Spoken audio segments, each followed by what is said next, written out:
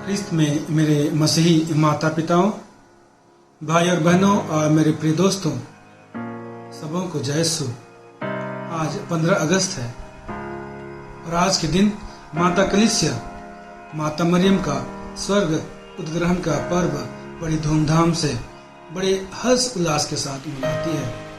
और साथ ही साथ आज के दिन हम सभी हमारा देश का स्वतंत्र दिवस का 74 वर्षगांठ मनाते हैं।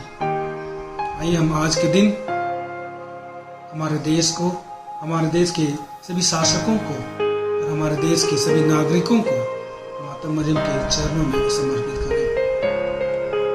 आज का उपदेश मैं एक छोटी सी घटना से शुरू करना चाहूंगा। यह छोटी सी घटना महारानी विक्टोरिया के जीवन से लिया गया है। महारानी विक्टोरिया 8 वर्ष की थी जब वह स्कूल में पढ़ा करती थी। एक दिन की बात है, उनकी एक शिक्षिका ने उन्हें एक छोटे से पर्ची में कुछ लिख करके उनके पुस्तकों के पन्नों के बीच रख देती है। उसमें उनकी एक शिक्षिका ने लिखा था कि आप एक दिन इंग्लैंड की रानी बनोगी। और इस छोटी सी पर्ची को छोटी विक्टोरिया बहुत गौर से देखती है और मन ही मन सोचने लगती है, यदि ऐसा ही है तो मैं अपने आप को अभी से तैयार करूंगी।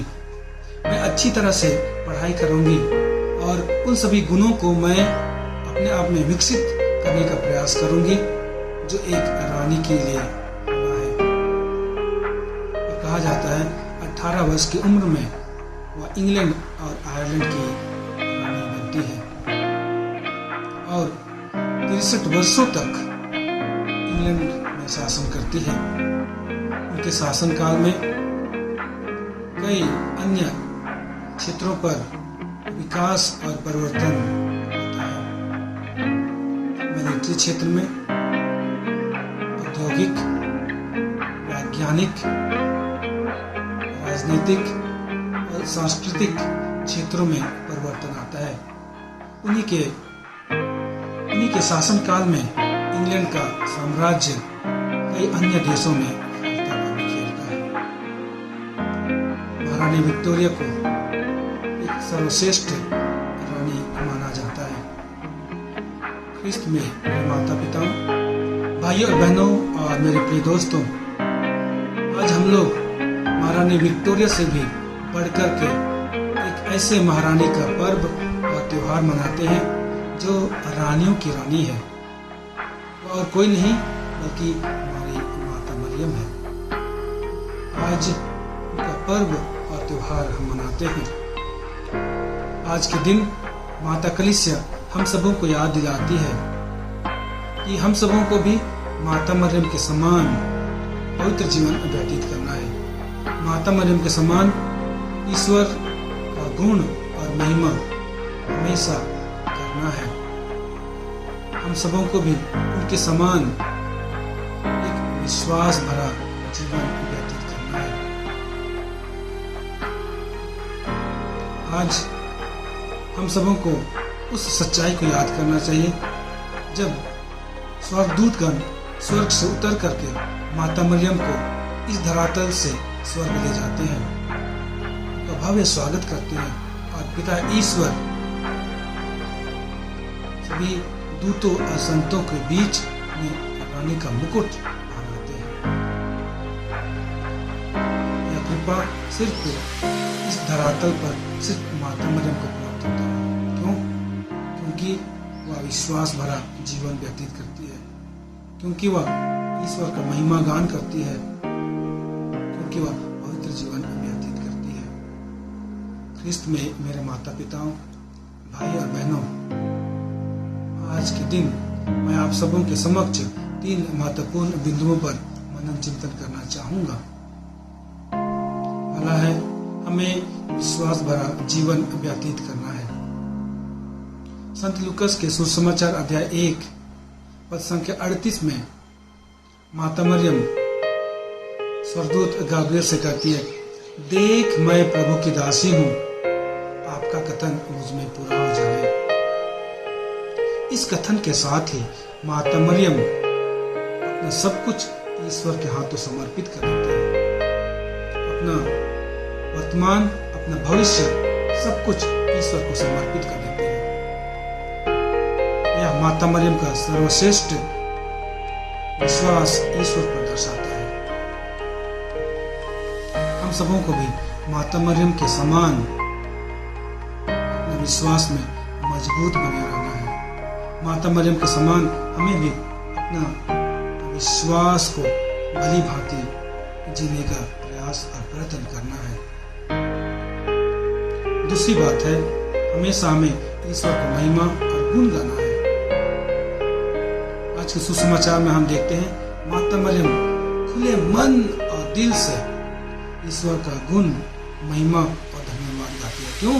क्योंकि उसने उनके जीवन में महान कार्य किए हैं। निर्गमन ग्रंथ अध्याय 15 में हम देखते हैं कि मूसा और पूरे इस्राएली जनता ईश्वर का धन्यवाद, महिमा और उनका गुण गाती है, क्योंकि ईश्वर ने उनके जीवन में महान कार्य किए थे।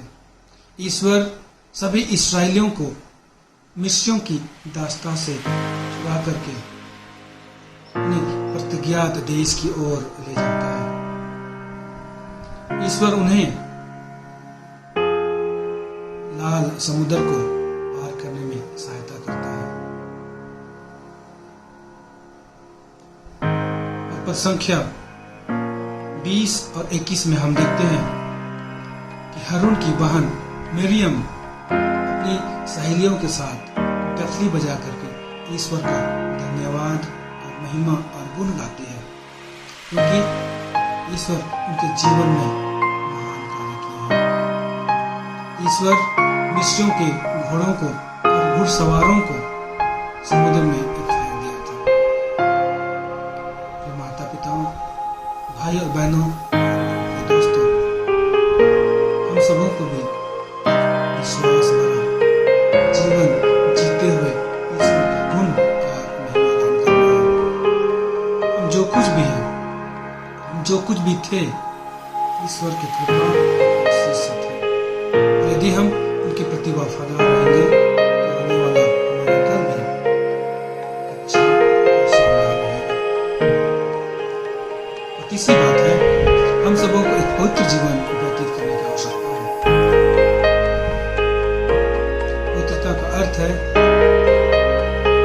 किसी चीज को अन्य चीजों से अलग रखना,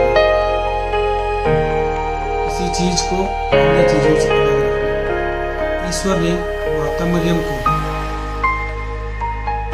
विशेष कार्य के लिए अलग रखे हुए थे। उनकी पवित्रता को देख करके ईश्वर पर अपनी आंखें गड़ाए रखा था। ईश्वर चाहते थे कि माता मरियम उसके पुत्र को इस धरातल पर ले आए। हम जानते हैं कि माता मरियम एक सुंदर और पवित्र जीवन व्यतीत करती है। संत पेतरुस अध्याय 1 संख्या 16 में कहते हैं, पवित्र बनो क्योंकि तुम्हारा ईश्वर पवित्र है। संत पौलुस कुरिन्थियों के दूसरा पत्र अध्याय 7 संख्या 1 में कहते हैं, शरीर और मन के पवित्र बनो और हमेशा पवित्रता को प्राप्त करने के लिए भरसक ईश्वर चाहते हैं कि हम पवित्र और शुद्ध बने रहें। ये चाहते हैं कि हम हमेशा अपने आप को उनको समर्पित करते हैं। क्यों? क्योंकि हम उनके लिए बने हैं। आइए हम आने वाले समय में प्राण लें, प्रॉमिस करें कि हम एक अच्छा जीवन व्यतीत करेंगे, शुद्ध और पवित्र जीवन व्यतीत करेंगे। आइए हम आज के दिन माता मरियम को से सीखें कि हम भी एक विश्वास भरा जीवन व्यतीत करें। उनके समान हम ईश्वर की महिमा और गुण गाएं और हमेशा हम एक पवित्र और सुंदर जीवन